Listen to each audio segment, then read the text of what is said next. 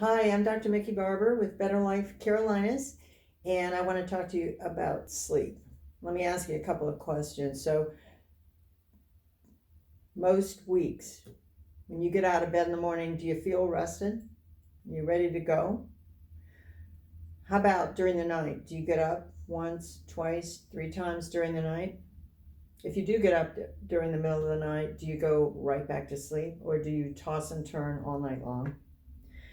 Do you wake up and you're sweating the sheets and you have to keep throwing the sheets off, or you actually soak the sheets at night? Does your partner have to wake you up many times during the night because you're snoring or because you've stopped breathing? What about your energy? Rate your energy on a daily basis, 0 to 10, 10 being the Energizer Bunny. Where do you fall on that scale? And do you start out as a 10 in the morning or do you start out as a 2? Depending on your answer there, if you answered yes to any of those, I'd say that you have some sleep problem and you'd be like most Americans. I would say disrupted sleep and poor sleep is one of the top 3 complaints that we hear from patients. So at Better Life Carolinas, we spend a lot of time talking about your sleep. So let's talk about what are some things that can disrupt your sleep and then what we can do to make sure you have a good night's sleep. So a lot of things. So the first thing that we do is ask about caffeine, and that would be in the form of tea, iced tea, hot tea, coffee, of course, chocolate, energy drinks. People say, hey, I drink coffee, for dinner in the evening. I had one guy who drank espresso every night and then wondered why he wasn't rested in the morning. I mean, caffeine absolutely 100% will disrupt your sleep. I don't care who you are. I don't care how you think it might not, but it does. So we automatically cut everybody off as far as caffeine at 2 o'clock in the afternoon. We might change that time a little bit if you went to bed a lot earlier or much, much later, but 2 o'clock in the afternoon. So that's the first thing and the easiest thing to look at. If you're waking up in the middle of the night to urinate, could be for a number of different reasons. I mean, if you're a guy, you could have a prostate problem, but actually, usually it's because you're not sleeping well and you wake up and then you have to pee. Not the other way around, that having to pee is waking you up. But one thing to think about, and I had one patient tell me, God, you're the smartest doctor ever. And the only thing I told him was to stop drinking any liquid 2 hours before he went to bed. And guess what? He stopped waking up in the middle of the night to urinate. So we have to figure out what's waking you up. So a real important part of our sleep hygiene is to figure out, number one, your sleep routine. So we always ask people, what time do you go to bed at night? What's the last thing that you're doing before you get ready for bed? Are you watching something that's stimulating or reading a murder mystery that's violent, or are you having a fight with your spouse, or whatever it is? What's happening when you get ready to go to bed? And have a good routine. Try to go to bed and get ready for bed at about the same time every night. I know that's hard, but that's important. Make sure the room is cool, that it is dark, and that it is quiet, and that you have your electronic devices either turned off or on the other side of the room in the do not disturb mode, so that that's not waking you up. Real important.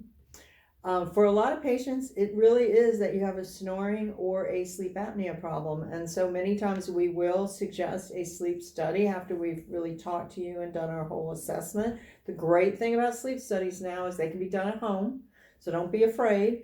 And if you do have sleep apnea, which is not uncommon, and by the way, women, you might be physically fit and think there's no way in God's world that I could have sleep apnea, but it is not uncommon in women and not necessarily overweight women. So sleep disorders do happen in women as well. So it is something to look at, because what that means is, so in order to be well rested, you have to complete 3 or 4 sleep cycles a night.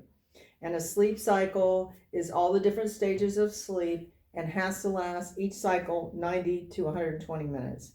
So you have to go through all those cycles and then start over again.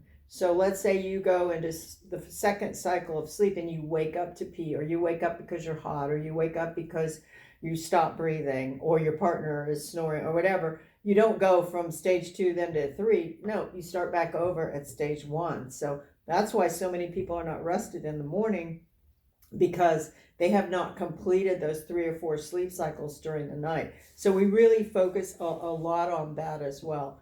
Certainly, stress can keep you up at night, worrying about things. We recommend a lot of times making a list before you go to bed so you can kind of turn that part of your brain off. Or we have some exercises where you kind of mentally shut the door on some issues so that you can get a good night's sleep. Hormones, 100% for men and women. A lot of times just adding testosterone in for men is enough to give them a good night's sleep. A lot of times for women, progesterone is a life changer to help you get a good night's sleep.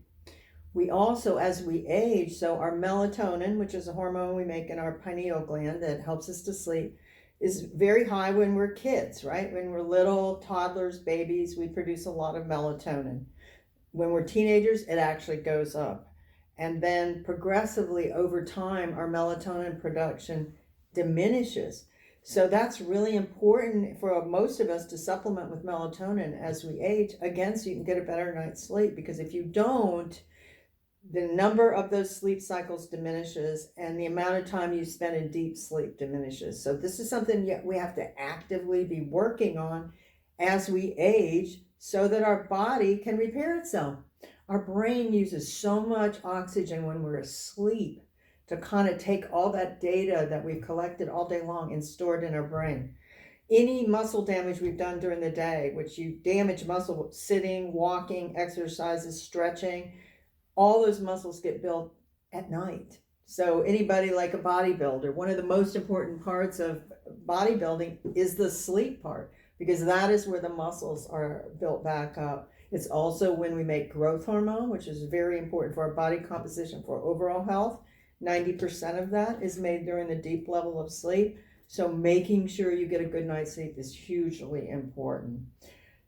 Drinking alcohol at night can be disruptive to the sleep cycles. It really diminishes the amount of REM time that we get at night. So again, all these different factors. So we're going to sit down with you and we're going to make sure you're getting a good night's sleep. And it's not going to happen overnight. For a lot of people, it may take a little bit more time to really dig in there and look at all of the aspects of your sleep routine and all the different important parts of good sleep hygiene, including hormones, vitamins. Vitamin D levels important. If you have low vitamin D, you're not going to sleep as well. To really bring all these pieces and parts together so that you can wake up rested in the morning. Because when you're rested in the morning, your day is so much better. Your concentration is better. You're going to be easier to be around. Everybody's going to appreciate that. And you're not going to grab that comfort food. When we're tired, what do? We grab sugar, we grab comfort food to get our energy level built back up then. So we want you to have a great day every day. And the only way to do that is to get a good night's sleep.